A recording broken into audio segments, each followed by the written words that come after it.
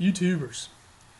Just got some articles here that I got to bring to your attention. It's probably something many of you have seen already, but I've got kind of an interesting twist on it. First, let's just go to the one with the headline here. It says, it's from Ynet News. It says, U.S. wants agreement now, peace later.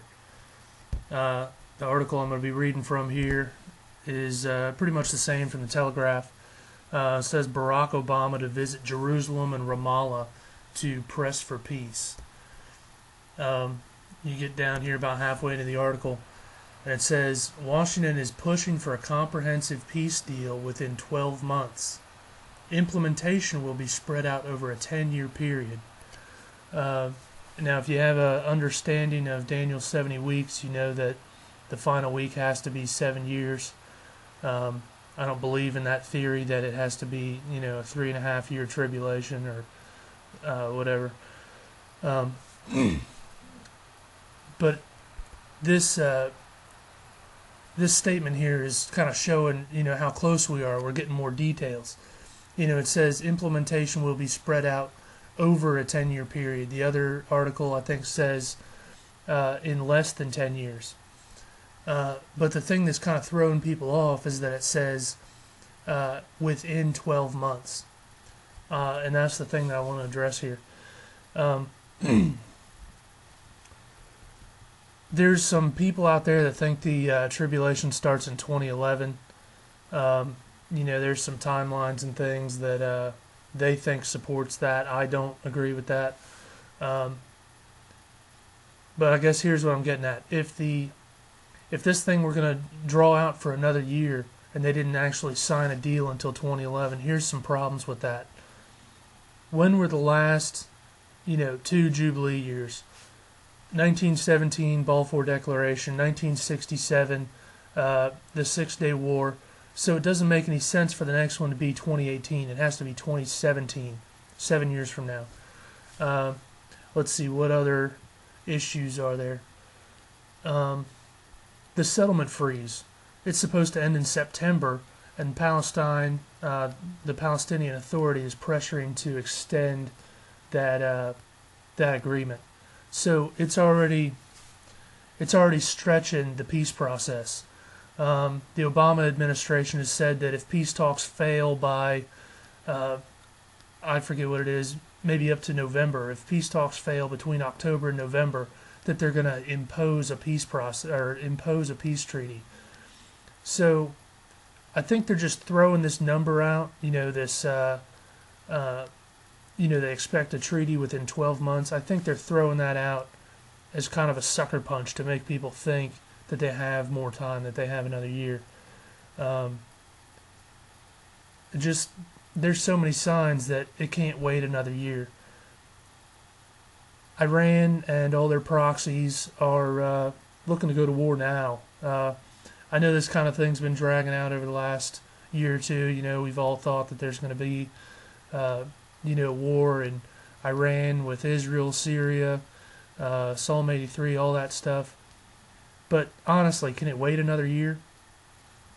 So there's a lot of signs that this can't wait another year, and I think this statement that they expect it within the next 12 months is really meant to throw people off and to make them think they've got more time.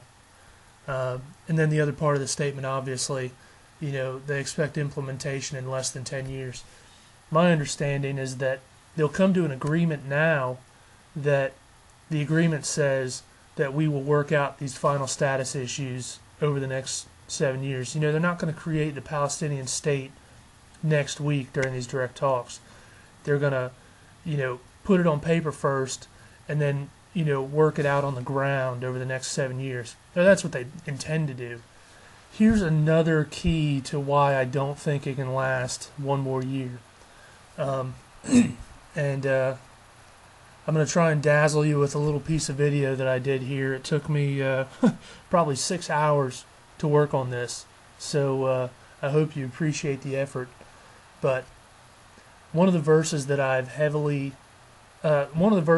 covered quite a bit more than most people I've seen on YouTube is that 1 Thessalonians 5:3. I say peace and safety and then sudden destruction shall come upon them as travail upon a woman with child, and they shall not escape. So let me ask you this. If they're saying peace and safety now, if they're going to direct talks now, what's sudden about a year later? It says sudden. I mean, do I need to pull up a dictionary and tell you what sudden means? God has extended his mercy far longer than most of us have expected. We see the evil just growing around us. You know, when God does something suddenly, it's sudden. It's not, it's, things are going to change overnight. That's what I'm saying. So, what I'm saying to you is, they're saying peace and safety, peace and security now. The sudden destruction comes when they're saying that. So, check out this piece of video that I worked on here. Two states with Israel and Palestine living side by side in peace and security. Peace and security.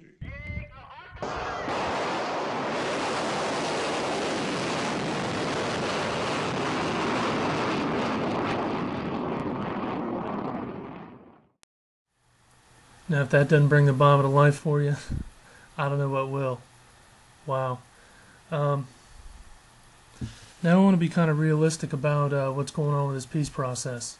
I do believe that they are working, they're going to start with these direct talks. I do believe that these talks will likely fail and it will result in war. World War III even. I don't know how it's going to play out. I don't know who's going to make the first move.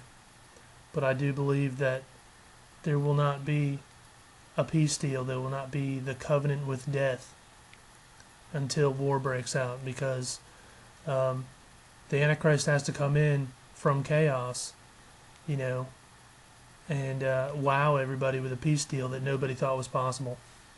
I even saw an article the other day talking about the Muslims believe that the Mahdi is about to show up, and that he won't show up until he rises from world chaos.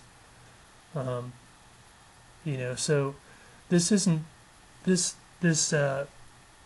direct peace talks isn't going to result in the confirmation of the covenant without some war.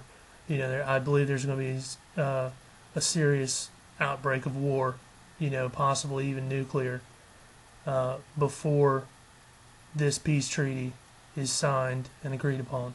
So I just want to be clear about that. I know I haven't always said that in the past. I've kind of presented the peace news and stuff like that, but that's what I believe. I believe there will be war before the confirmation of the covenant. Now, if that means nuclear war before November, it's entirely possible. I've heard that the next war will be very short. I mean, look at the 6-Day War. Look at what Israel accomplished by God's hand in 6 days. So just keep that in mind. Well, YouTubers, that's all I got for you today. As always,